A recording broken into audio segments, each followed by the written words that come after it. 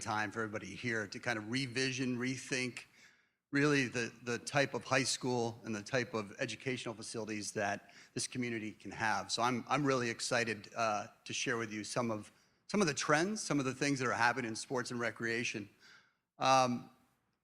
We're seeing technology really driving this kind of the trends across all levels. And what I mean by all levels, I mean everything from professional to collegiate to high school, all the way down. And these are 5 of the trends. If you notice, diversity, wearable technology, you know, the Fitbit, the Apple Watch, virtual reality, esports. I think everybody knows about their kids and getting involved in esports. Hybrid facilities. Jeff Zinda is going to talk a little bit about that later, about the convergence of different building types. I'll talk about that too. How different building types, maybe from sports facilities, come together and create a new hybrid. And smart environments. You hear smart stadiums or smart arenas today, kind of environments. But what I'd like to talk about, what I'd really like to focus on in this discussion is diversity. And diversity comes in a lot of different avenues, but it's certainly something that we're seeing in the world around us. And it's also something that we're seeing in all of our schools. And it happens of diversification in students. It happens in the sports and activities they play. It also happens in the type of spaces that we start to think of and start to design when we're thinking of this building and really thinking innovatively about how we approach it differently. I don't think it's any news that being active produces a better life, a better outcome for all of us, from kids all the way up through adults. It's essential that we stay active and have healthy lives. One thing we are seeing with the diversification since 1991 is the gap between females and males changing. And actually, it's declined. More girls are becoming involved in sports, and it's having a real impact. Actually, in the 10th grade, this chart here shows the 10th grade is actually the gap's closed the narrowest between boys and girls. But also racially and ethnically, we're seeing more of a diversification. When you look at the projection out to 2023, it becomes a pretty diverse group amongst high school students around the US. So what does that mean to the sports and activities they play? I think we have to start thinking a little bit beyond the traditional sports. I think those will always exist, and we need to accommodate kids that want to play that. But we also have to think a little bit outside of the box and start to think about the different sports and the activities and providing those at a high school level and environments that will inspire those type of spaces. Ultimate Frisbee, sled hockey. Sled hockey's huge in the Midwest, and I can imagine that becoming big in the Northeast.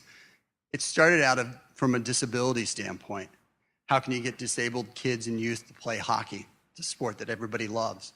Also, wounded veterans are playing this all over the world. These are the type of diverse sports that I think we start to think about and want to incorporate. Quidditch, yes, that's a broom. This is a sport, I think it's a sport, inspired by Harry Potter, of course. So there's lots of different types of sports out there.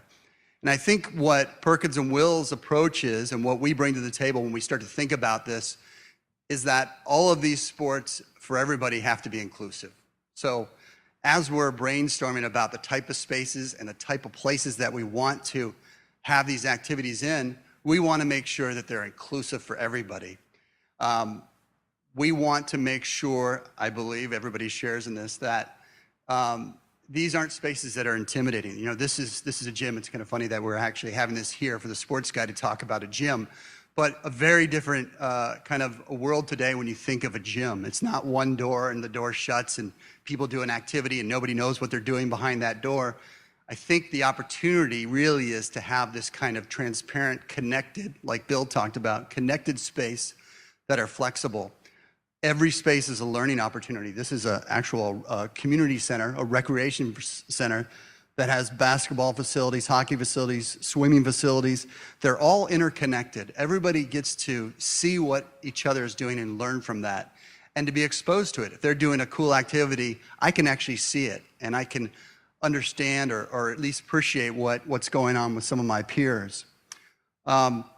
A project that we're doing right now at Phillips Andover Academy is it's kind of a hybrid building. It's a multi-purpose squash venue, indoor track, basketball, volleyball, tennis, multi-purpose courts.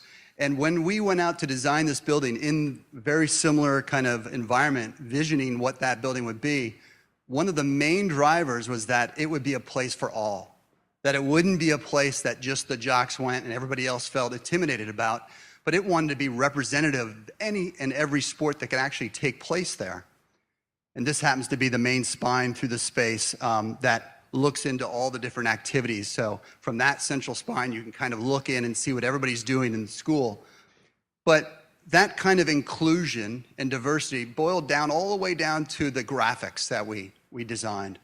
And this is actually a section kind of the main entry where we spent tons of time looking at what those graphics should be. Should they be real people? Should they be sports that are in there? Should they be sports that are outside? And at the end of the day, they wanted to make these characters representative of everything that could happen there, but also all of the kind of dynamic blocks of color became icons of everything that you could do in this space that weren't varsity sports. They were dance and stretching and Quidditch and all these different activities. This is the actual section through the building, and it shows how the graphics kind of worked up through the building. That was one level of kind of information and how to make that building inclusive. Another one was that building has no gender-dedicated locker rooms, bathrooms.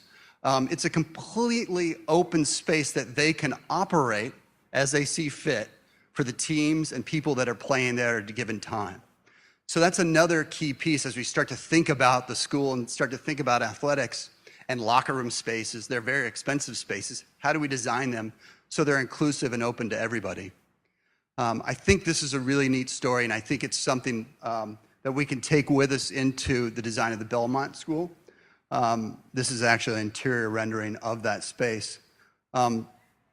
Another type of kind of transparency or connectivity are spaces that used to be back of the house, which were sports medicine, kinesiology, training, nutritional spaces, are now coming to the front of the house.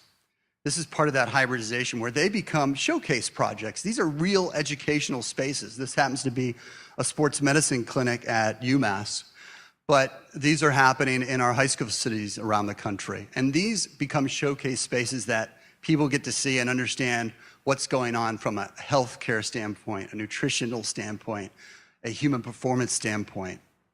Those spaces look directly out into other activity spaces, so there isn't a separation between the athlete and the recreation. This is what a recreation a gym would look like today, this space. Open, inviting, connected to the outside, letting natural light in, being able to see your friends and also see others from outside. Hockey facilities that have transparency and connectivity into other spaces adjoining them, that these spaces don't become dark boxes that nobody knows what's going on, but they're actually inviting and open spaces.